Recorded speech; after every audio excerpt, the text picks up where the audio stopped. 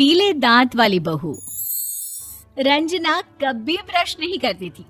उसे कितनी बार उसके माँ बाप ने डांटा, लेकिन उसका कोई असर उस पर होता ही नहीं था, जिस कारण से उसके दांत पीले पीले हो जाते हैं। शादी के बाद। अरे बहू, वैसे तो तुझ में कोई कमी नहीं है, पर तेरे दांत इतने पीले कैसे हैं बेटा? कैसे मतलब? कोई सर्जरी थोड़ी ना कराई है। वो तो क्या नाम, मैं ब्रश नहीं करती थी तो पीले हो गए। अब क्या करूं? आप कहें तो लाल करवा लूं या फिर काले? यार ये क्या है, क्यों माँ से लड़ रही हो? लड़ रही हूँ? अरे मैं लड़ रही हूँ या ये बोल रही है कि दांत पीले हैं, पीले।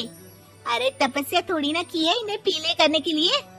बकायदा ब्रश नहीं किया है 20 साल तक, तब जाकर। छी, कैसी बात कर रही हो? ये उस वक्त तो पीले नहीं थे जब हम लोग तुम्हें देखने आए थे। अरे तब साफ करवा लिया होगा डेंटिस्ट के पास जाकर। अब देखो कैसे पीले पीले लग रहे हैं। रंजना सास की तरफ गुस्से से देखती है। फिर शुरू हो गई पीले पीले पीले। अरे पीले तो तब भी थे जब मेरे हाथ का रसगुल्ला उड़ा उड़ा कर खा रही थी और बोल रही थी, लड़की नहीं गुणों का खजाना दे रहे भाई साहब आप। खैर, अब वो लोग करते भी तो क्या करते, पीले दांत वाली बहू पल्ले पड़ी थी तो झेलना तो था ही। एक दिन कीर्तन में रंजना गाना गा रही थी। अरे कमला बहन, माँ का द्वार है, यहाँ तो सब शुद्ध होकर आते हैं, फिर अपनी बहू को ब्रश भी नहीं करवाती तुम।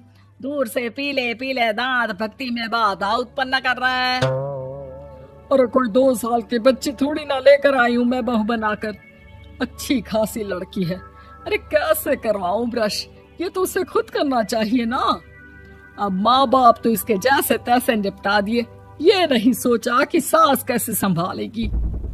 सास बहू को लेकर घर आ जाती है, लेकिन सोच लेती है कि अब इसे लेकर कहीं नहीं जाएगी। अगले रोज बहू कहती है, अरे क्या हो गया, मंदिर नहीं जाना क्या? कीर्तन का वक्त हो रहा है। मेरी मधुर वाणी से कान्हा जी जागते हैं और सोते हैं। आप तो जानती है ना उनकी भक्ति में कितना मन लगता है मेरा।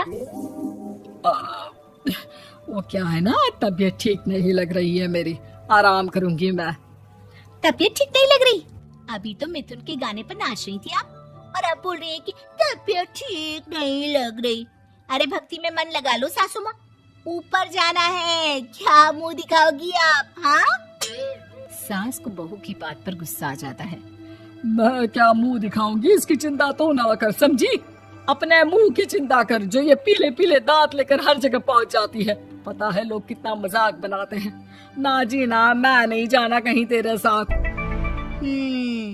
तो ये बात है।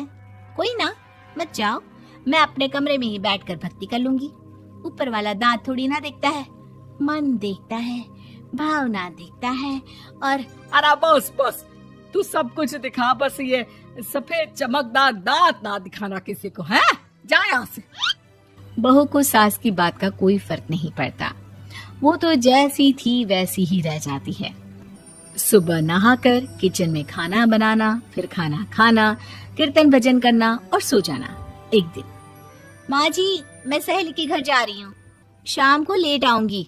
हाँ हाँ, तो जाना, मैंने कौन सा तेरी आरती करनी है घर पर बैठकर। रंजना सहेली के घर जाती है, जहाँ वो पार्टी में जाने की तैयारी कर रही होती है। अरे शिखा, कहाँ जाने की तैयारी कर रही है? मैं गलत वक्त पर आ गई क्या? अरे नहीं यार, उल्टा सही वक्त पर आ गया। मैंने ये साड़ी और ज्वेलरी निकाली है यार, शाम को इनके ऑफिस की एक पार्टी में जाना है। बताना कैसा लग रहा है ये सब? नहीं यार, इस ड्रेस के साथ तो वो वाली ज्वेलरी अच्छी लगेगी।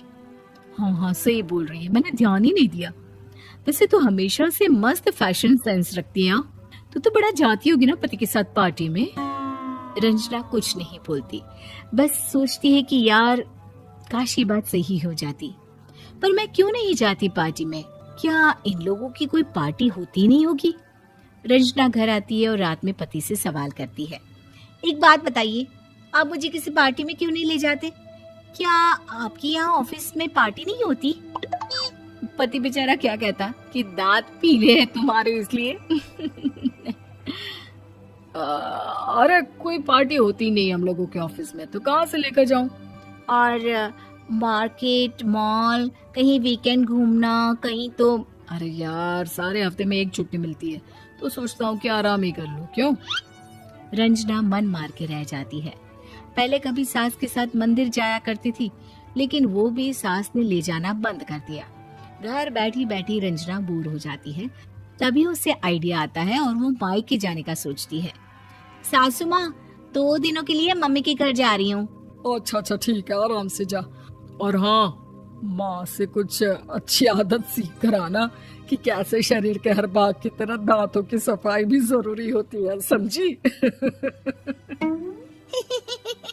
शुरू हो गई ना आप। वो लोग आपकी तरह नहीं है कि छोटी छोटी बात का बतंगड़ बना दे। उन लोगों के लिए मैं मायने रखती हूँ, ना कि मेरे पीले पीले दांत। रंजना माँ को बिना बताए उन लोगों को सरप्राइज देती है, लेकिन जैसे ही वो दरवाजे पर पहुंचती है, अंदर देखती है कि घर वाले कहीं जा रहे होते हैं। अब माँ, काश रंजना दीदी के दांतों वाली प्रॉब्लम नहीं होती, तो वो भी हम लोगों के साथ चलती ना बुआ जी की बेटी की शादी में। हाँ बेटा, लेकिन अब उसे कौन समझाए कि उसको उसके पीले दांत नहीं दिखते, लेकिन उसके आसपास के लोगों को कितना एम्बैरेसिंग फील कराते हैं। मुझे तो कितनी बार उसके स्कूल की टीचर ने शिकायत की कि उसके साथ कोई लड़की बैठना भी नहीं चाहती, और ना ही कॉलेज में कोई उससे बात करना चाहता था। लेकिन पता नहीं क्यों उसे ये बात समझ में ही नहीं आती। कोई कमी नहीं है उस लड़की में, बस यही कि दांत पीले हैं। वो तो भला हो जीजाजी और उनकी माँ का, जो दीदी को जैसी है वैसे ही रखा हुआ है। रंजना को अपने घर वालों की बात सुनकर बहुत दुख होता है। वो सोचती है कि वो क्या करे, लेकिन फिर वो सीधा डेंटिस्ट के पास जाती है, अपने दांत चमकाती है और कसम खाती है कि वो रोज ब्रश करेगी। अरे क्या हो गया? तुम तो 2 दिनों के लिए गई थी ना। पर कोई ना, अच्छा है, चलो आ गई तो। रंजना सास के सामने आकर खड़ी हो जाती है और पूरी स्माइल करती है, उसके चमकदार दांतों को दिखाती हुई। चले मंदिर। माँ, मुझे माफ कर दीजिए, मैंने आप लोगों को बहुत एम्बेरस